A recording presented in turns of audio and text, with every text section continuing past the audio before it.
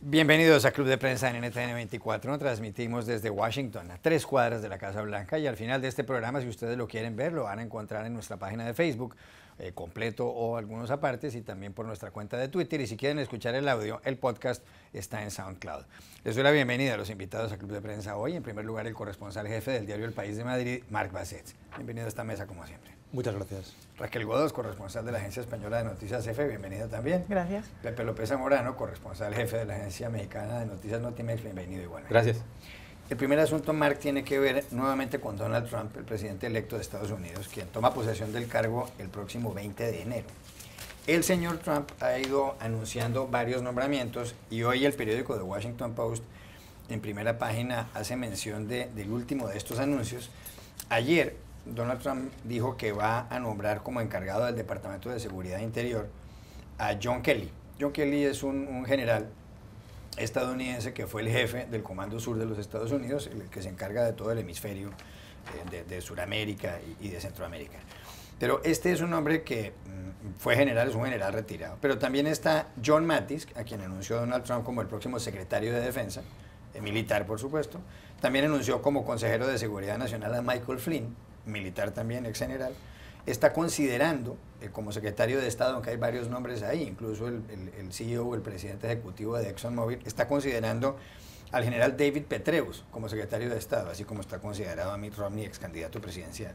Pero también está considerando a Michael Rogers, otro militar, como director nacional de inteligencia. Y en la CIA ha nombrado a Mike Pompeo, o va a nombrar a Mike Pompeo, un hombre que se graduó de la Academia Militar de West Point, y que ha tenido varios nexos con los militares. Y quien fuera oficial naval, por otra parte, Stephen Bannon, es el estratega principal, el consejero principal del señor Donald Trump.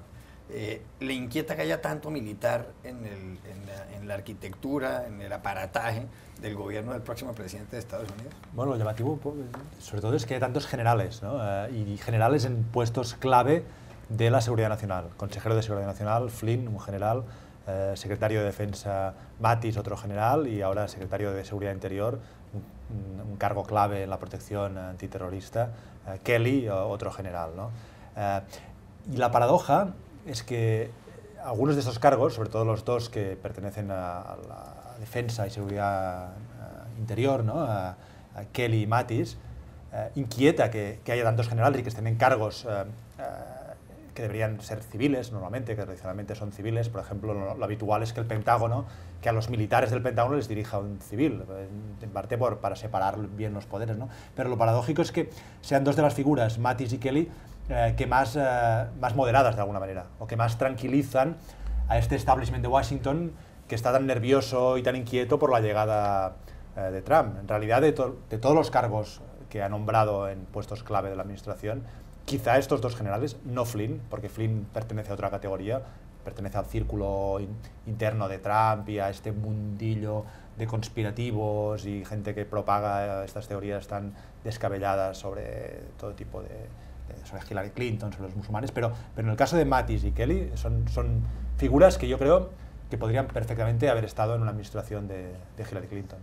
Pepe López Zamorano. Sí, bueno, mira, cuando nombra a una promotora de la lucha libre a administrar los pequeños negocios, a un escéptico del calentamiento global a dirigir la EPA, a un detractor de los programas sociales a dirigir el Departamento de Vivienda y a un acólita de la educación privada a dirigir el Departamento de Educación, por lo menos el que nombre a generales en temas de defensa y seguridad nacional tiene cierta dosis de congruencia. Ahora, sí es preocupante, especialmente en el caso del Departamento de Defensa, coincido con Marc, porque hay una razón por la cual el Congreso estableció esta prohibición estatutaria en el 47, por la cual se buscaba disuadir a que no llegaran militares a un cargo como el del Pentágono. El secretario de Defensa es la única persona después del presidente que puede autorizar una acción militar, que tiene un amplio control sobre todas las fuerzas de defensa de Estados Unidos, sobre los códigos nucleares, por ejemplo. Y entonces el hecho de que pongas a un militar en esa categoría, obviamente, pues crea preocupaciones. Una gran parte de la fuerza del Pentágono es fuerza civil, tiene que administrar cuestiones que son muy burocráticas, los gastos de defensa, las licitaciones, el manejo de personal, de recursos, que no necesariamente son todas de tipo de combate. Entonces es una preocupación. La presencia de Kelly yo creo que tiene que ver más que por tranquilizar al establishment político, porque la posición que ha asumido Kelly cuando era jefe del Comando Sur era muy congruente con la línea dura que está manejando Donald Trump para la inmigración. Y lo que sabíamos de los testimonios de Kelly es que él siempre decía que este tema de el flujo de personas, de dinero y de drogas, etcétera, por las fronteras de Estados Unidos era una amenaza existencial a Estados Unidos. Y de hecho sus testimonios en el Congreso consistentemente él estaba buscando más dinero, más recursos, decía que no podía hacer interdicciones, no podía hacer decomisos porque tenía insuficientes recursos. Y esto, si lo comparas y lo analogas con lo que ocurrió ayer, con la presentación de un plan de emergencia estilo militar por parte del presidente del Comité Nacional de Seguridad Nacional, el señor John McCaul, pues te habla un poco de lo que podemos esperar en términos de seguridad fronteriza, ¿no? Es decir, este concepto de la línea dura, el señor McCaul habló de temas de llevar más recursos, más agentes de la patrulla fronteriza, más sensores, más tecnologías, más cercas y además el muro. Y dijo además que lo va a buscar pagar con tarifas migratorias y van a poner una casilla, un booth, una casilla para cobrar por la seguridad de la frontera. Entonces, obviamente sí es preocupante. Esperemos que la administración adopte muchos otros esquemas. Ya escuchamos alguna flexibilización un poco en el tema de los Dreamers en materia de migración. Cuando la entrevista, con motivo de haber sido designada la persona del año, dijo que iba a buscar alguna solución. Como ha siempre sido el caso, no muchos detalles, un poco con vaguedad, pero ojalá realmente se tomen en cuenta en el aspecto de la seguridad nacional, su aspecto multidimensional y no solo el aspecto militar. Ya apuntaba Pepe otro nombramiento en Raquel y es anunció el señor Donald Trump ayer que va a poner como director de la Agencia de Protección del Medio Ambiente a Scott Pruitt, que es fiscal general del estado de Oklahoma. Ese estado y otros más de 25 han demandado la ley de aire limpio del presidente, impulsada por el presidente actual de Estados Unidos, Barack Obama. Pero es que este hombre ha negado que exista el calentamiento global, ha negado que sea perjudicial, favorece ciertas explotaciones energéticas que están prohibidas o por lo menos que son rechazadas por los ambientalistas. Y Michael Brune, el director de Sierra Club, una organización que tiene que ver con la ecología, ha dicho que nombrar a Scott Pruitt como director de la Agencia de Protección del Medio Ambiente es como poner a un pirómano a apagar un incendio. ¿Tiene razón, Brune? Totalmente. Digamos que por sus actos los conoceréis, ¿no? No hace falta decir mucho más acerca de este personaje. Lo preocupante es que, bueno, Obama intentó hacer ciertos avances a lo largo de sus 8 años en temas de cambio climático, no tantos como le hubiera gustado. El Congreso no le aprobó el paquete sobre energías limpias y eso fue lo que más ralentizó el proceso y a su vez, digamos, en cierto aire de cinismo se puso a reventar el Ártico. Pero bueno, eso es otra cuestión. El tema ahora es que el tema del cambio climático es algo muy real. Estados Unidos se ha embarcado en un pacto internacional que se firmó en París el año pasado y digamos que la cuestión está en si sale de ese pacto internacional o no. Tiene más que ver, yo creo que es muy interesante ver cómo se va a abordar ese tema desde el punto de vista diplomático e internacional, porque tiene que ser un esfuerzo multilateral para intentar paliar los efectos del cambio climático. Cómo va a afectar, por ejemplo, el acuerdo que alcanzó Obama histórico con China para reducir las emisiones de CO2. Y en ese sentido creo que puede ser muy peligroso. La gente ve el cambio climático, es como los fumadores, ¿no? Si sigues fumando te vas a morir, pero como no ves un efecto inmediato, pues lo sigues haciendo. Pues el tema del cambio climático es el mismo. Te están diciendo que esto se calienta, pero como se calienta tan despacio y no ves que te están causando un efecto tan inmediato, pues la gente no se preocupa por ello. Pero no solamente tiene efectos para la salud, para el planeta, tiene efectos económicos. Entonces espero que alguien llegue, porque a este señor lo que le importa es el dinero, y vea que en una transformación energética del país necesaria hay un negocio. Una de las cosas que a mí me preocupó fue esta declaración de que va a acabar con el activismo de la EPA, ¿no?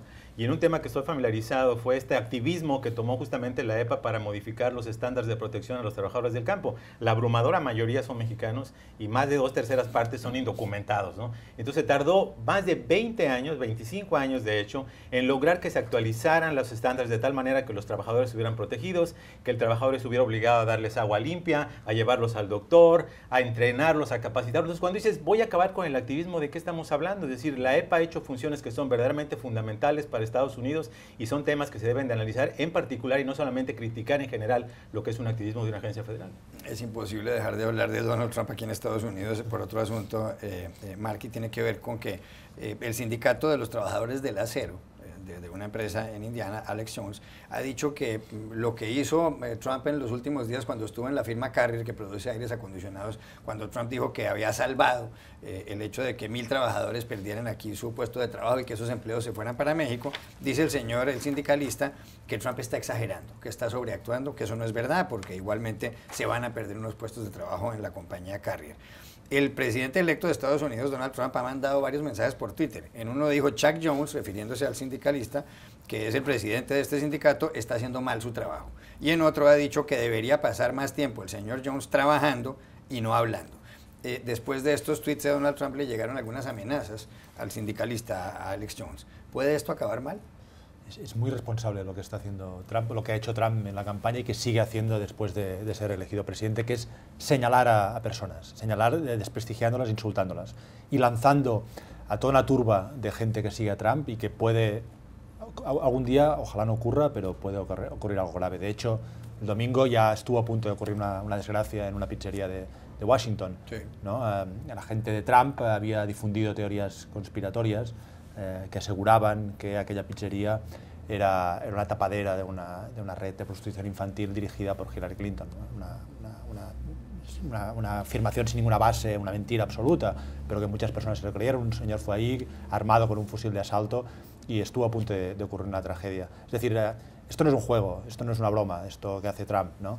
Y ahora alguien que le ha criticado, un hombre valiente, Chuck Jones, el sindicalista de Indiana, pues ha recibido la respuesta del presidente. Un gran contraste, por cierto, con lo que hacen los jefes de Boeing, los jefes de la propia Carrier, los jefes del Partido Republicano, que todos se pliegan ante Trump porque saben que quien le levante la voz a Trump, quien le contradiga, pues Trump le apuntará y lanzará a toda su gente en su contra, como ocurrió durante la campaña, ¿no? Jeb Bush, le llamaban el que tenía poca energía, Hillary Clinton era la crooked Hillary, y ahora pobre del republicano que en el Congreso diga voy a vetar una ley, una propuesta de Trump, ¿no? El Paul Ryan será no sé qué adjetivo le pondrá y qué usará para utilizarlo, pero Paul Ryan ya ahora, que se opuso a Trump en la campaña, pues aplaude a Trump y dice que Trump es un tipo genial y que hay que aplaudirle, ¿no? 30 segundos. Sí, es que los temas de intimidación pues, son muy complicados. A mí lo que me preocupa, yo podía entender hasta cierto punto ese modus operandi en un ambiente de campaña. Las campañas son muy agresivas, están más, pero bueno, podía llegar a entenderlo. Pero ya como presidente electo, si esto se va a convertir en un patrón, es muy peligroso. O sea, no hay ningún tipo de protección para este señor. Y vamos más allá. ¿En qué momento podemos nosotros contrastar la información? ¿De qué manera se explica esa situación? Es como lo que sucedió, lo que bien ejemplificaba Marc. Sucede lo del episodio del Pizzagate, pero los medios, por mucho que reportemos bien sobre lo que ha pasado o no, la gente es imparable a través de las redes sociales. Y eso es un problema muy grande porque no tiene filtro. Este señor no tiene filtro y puede provocar eso, linchamientos sociales. Esto es tremendo. 20 segundos. Bueno, si algo aprendimos en la campaña presidencial fue que el señor Trump tiene la piel muy delgada. Es entendible, por lo tanto, que se lance contra sectores, contra la prensa, contra rivales y oponentes políticos, pero que un presidente electo singularice a una persona, a un individuo, independientemente si votó por él o no votó por él, es escalofriante para la libertad de expresión en este país, porque como dice Raquel, creas un ambiente en el cual toda crítica va a ser respondida con una represalia, y eso es muy malo como un tema de política nacional. Ya regresamos a Club de Prensa. Volvemos a Club de Prensa en NTN 24 desde Washington. Pepe, seguimos hablando de Donald Trump, pero en esta ocasión de México. Él ha dicho que va a terminar de cerrar la frontera entre Estados Unidos y ese país con un muro y que además lo van a pagar los mexicanos. En esta ocasión, una de las empresas más grandes de Estados Unidos ha desafiado a Trump. Walmart, que tiene ya 2.300 establecimientos en México, ha anunciado que va a invertir $1.300 millones en su país, en México, y que quiere duplicar las ventas para el año 2025. Ya han invertido $2.600 millones los señores de Walmart. ¿Será que Trump, como quiere revisar el Tratado de Libre Comercio, el NAFTA, suscrito en los años 90 entre Canadá, Estados Unidos y México, se va a enfadar con esto de Walmart y la va a emprender contra Walmart? No sé si necesariamente verlo como un desafío, porque lo creamos o no, Donald Trump no va a ser el centro del universo de decisiones económicas en los próximos por lo menos 4 años, ¿no? Creo que esto es más que nada una confirmación de que las empresas van a seguir haciendo y tomando decisiones bajo una lógica de mercado y de competitividad y no necesariamente al gusto de un gobernante. Lo ha hecho la empresa Ford, sigue con sus planes de construir una planta en México. Lo ha hecho Carrier, que a pesar de lo que se informó y a pesar de esta controversia con Chuck Jones, sí efectivamente dejó 800 empleos en Indianápolis, pero 550 van para México, que era el fondo y la sustancia de la crítica de Jones, algo que, por ejemplo, no ha aclarado el señor Trump ni la propia empresa, pero es una realidad. Entonces, el hecho de que una empresa como Walmart esté apostando por un mercado mexicano tiene que ver precisamente porque ve una economía creciente, ve que es una manera de competir, ve que tiene más de 2.300 tiendas en el país, entonces creo que tiene una lógica estrictamente económica y es por eso que mucha gente está escéptica de que esta política industrial, que todos los países tienen, de escoger a ganadores y perdedores, de ver a quién apoyas y a cómo no apoyas, eventualmente con ese tipo de acuerdos, bueno, lo va a pagar primero que nada a los contribuyentes y no necesariamente van a garantizar la sustentabilidad de largo plazo de las empresas. Así que muy buenas noticias para México, muy buenas noticias para Walmart en el sentido que están creciendo en ese mercado y ojalá muchas empresas hagan más. Ya estamos viendo una gran inversión extranjera directa en México, aproximadamente el 30% viene de Estados Unidos y yo creo que a pesar de toda esta charla que se está dando de la incertidumbre, más inversión y capital va a seguir llegando al país. Raquel. Bueno, es que creo que el caso de Walmart es muy diferente al caso de una fábrica manufacturera. No se está llevando ningún trabajo estadounidense a México, sino que está explotando una posibilidad de mercado en México que aquí a lo mejor ya no tiene porque el mercado está copado. Eso por un lado. Y segundo, como bien decía Pepe, la cuestión es que las empresas son conscientes de que por mucho que él diga, las reglas del mercado siguen vigentes. Es decir, cómo Trump va a subsidiar a todas las empresas que pretendan levantar negocio fuera de Estados Unidos, porque me parece que la exención de impuestos que le planteaba Carrier era como de 7 millones de dólares. Si las arcas de Estados Unidos dejan de recibir ese tipo de impuestos de las empresas y se empieza a regalar, es una política totalmente populista que en términos macroeconómicos es prácticamente insustentable si se practica de manera sistemática, con lo cual no creo que ni siquiera sea una afrenta a él, sino que este caso de Carrier y el caso en general de lo que él plantea con las inversiones en el extranjero, la manera que él tiene de proponer una solución es prácticamente insostenible. Y en el caso de Carrier, solamente un comentario, fue una excepción, porque claro, yo creo que no fueron los 7 millones de dólares, sino los 5.000 millones de dólares de contratos que tiene su empresa matriz con el Departamento de Defensa, lo que sí fue un contrapeso para la negociación. Y eso tampoco se puede hacer de manera sistemática. Claro. Ya regresamos a Club de Prensa.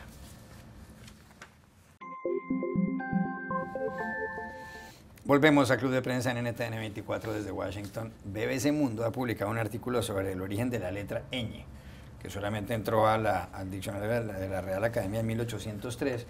Dicen que antiguamente el latín no existía la letra ñ como tal, pero ese sonido de la ñ pues lo interpretaban de distintas formas. Por ejemplo, cuando escribían año lo hacían con doble n en lugar de con la vírgula o la virgulilla. Pero después la ñ se impuso porque ahorraba espacio para la gente que escribía en los pergaminos, pues en lugar de escribir dos letras, dos Ns o NH, ahorraba espacio simplemente una letra con la virgulilla. Y fue ya recogida por Alfonso X el Sabio y por Antonio de Nebrija cuando publicó su célebre gramática en 1492 en la Universidad de Salamanca. Los catalanes no tienen ñ, ustedes escriben NY para decir, por ejemplo, España lo hacen así. Y en otros idiomas, en el francés, el sonido es con GN. ¿Le parecería grave si eliminan la ñ? Bueno, se acabaría España como nombre. Bueno, en principio tiene una funcionalidad, ¿no? Que es una funcionalidad sonora y creo que además supondría muchísimos problemas a la hora de diferenciar ciertas palabras, porque en España hay muchísimas palabras, en el español hay muchas palabras polisémicas, y si encima ya le añadimos la dificultad de quitarle esa diferencia sonora, podría dar lugar a muchísimos errores y equivocación. Marc Basset. Bueno, yo creo que todas las lenguas evolucionan y algún día, en tiempo lejano, va a desaparecer o va a cambiar, pero creo que la virtud de la ñ y lo que... ¿Usted cree que puede desaparecer? Seguro, todas las lenguas evolucionan y las ortografías y en los emails no se puede escribir una ñ, por ejemplo, en las direcciones de email. Sí, pero hubo una batalla hace unos años por los teclados homologados, creo, en la Unión Europea por si había ñ, y España ganó la batalla y consiguió que se preservasen teclados con ñ, ¿no? Pero yo creo que la gran virtud de la ñ es la economía de medios de lenguaje, es decir, en una sola grafía, una sola letra, poner este sonido, mientras que en otras lenguas, como en la mía, el catalán, necesitamos 2 letras, NY, o en el francés GN o italiano también. Hay que dar la batalla por preservar la ñ. Sí. 470 millones de hispanoparlantes en el mundo, somos la segunda lengua más hablada después del chino mandarín. Sería una pérdida irreparable si se pierde la ñ. No, y además imagínense que llegue el 31 de diciembre y uno mande una tarjeta y ponga en lugar de feliz año, quite la ñ y ponga una N, queda feo. Gracias a los tres, a ustedes los espero mañana.